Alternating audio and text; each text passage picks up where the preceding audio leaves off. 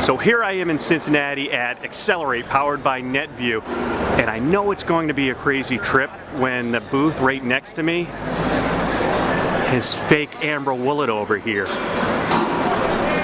Let's get into it.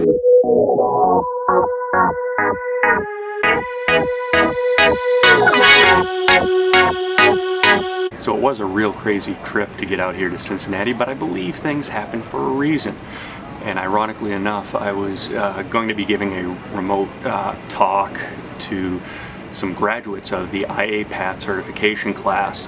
And one of the things I was working on was a topic that included something about ownership. And the crazy events I went through kind of tied right into this ownership talk, and I was able to talk about some of those experiences. Now, I always fly out of the Manchester, New Hampshire airport. I arrive when I'm supposed to arrive. My plane is there waiting for me as well, except there was one problem. We didn't have a crew.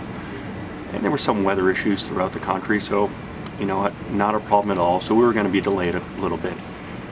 Another great thing about it, at least on my front, was although I was connecting through DC, the plane wasn't going to change. So no matter how late that first flight was going to be, I wasn't going to have to rush around because it's the same plane, right? So to get a crew up to New Hampshire, what they do is they flew a crew from Fort Lauderdale up to DC and then up to New Hampshire. So it's about a 5-hour delay. Again, you know what? Things happen. I'm good with it. We finally get going. We get into DC, deplane, they clean it up, get right back on. Except there was one little problem. My bag deplaned as well, even though I checked it in. So it decided to stay the night at DC. Now here's where the funky part comes in. I get into Cincinnati, it's about 1:30 or so in the morning, and I know the bag's not going to get there. The app is telling me it's not here, it's back in DC. So I go visit the folks at the baggage claim area. What I was told is that absolutely we'll get it delivered to you, wherever you want it to be delivered. A couple of problems come into play there. One, I'm at a conference most of the day, so I won't be there to pick it up. And two, I'm staying in an Airbnb, so it's not like they could drop it off at a hotel front desk or something like that. So I was asking the woman specifically, what kind of time frames were we talking about here? So she looks into the computer, sees that the next couple of flights that are flying into Cincinnati from DC was 11:10 and a 4:01 in the afternoon. Now 11:10 in the morning and 4:01 in the afternoon. So there's a big range right there. And then she tells me that the delivery periods are every 2 hours after those flights. So I basically got a 12-hour window.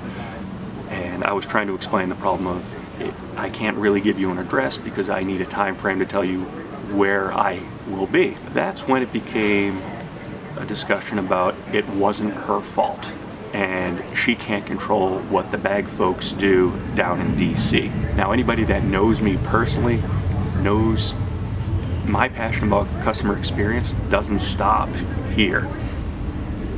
I could be one of the worst customers on the planet because I know how important customer service is. I know what I do for my customers, and I expect the same level of service that I know that I will give. So when she wasn't taking ownership, man, that heated me up. But enough of that story. So like I was saying, one of the topics I was speaking about during this graduation ceremony was ownership. Now, Disney, we can all agree, is class of the field when it comes to customer experience for their guests at all of their resorts, their theme parks, you name it. And they put on classes for other businesses and other industries called the Disney Institutes. One of their main philosophies, or one of their principles that they talk about, is it's not your fault, but it is your problem. And no matter what industry we're talking about, we need to be thinking about this principle as well. Like I was talking to the folks graduating from IAPath, is in a claim situation, there are a number of things that could cause a problem leading up to your interaction with that customer.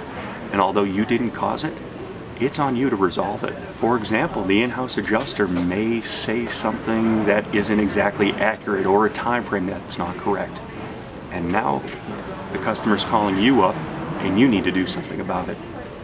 And that's what you need to do. Turning around and saying it's the in-house adjuster's fault, That's not going to cut it.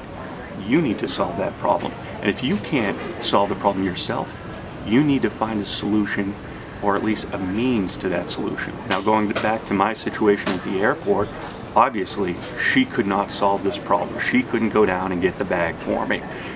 But she could find out different solutions for me and give me a better idea of how she could help me. And that would have changed my experience around completely.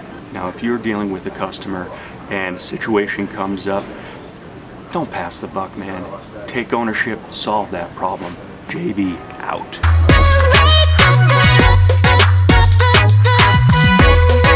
But seriously, guys, thanks again for watching. I just want to thank Teresa here from eSearch Online for filling in as Big Amber.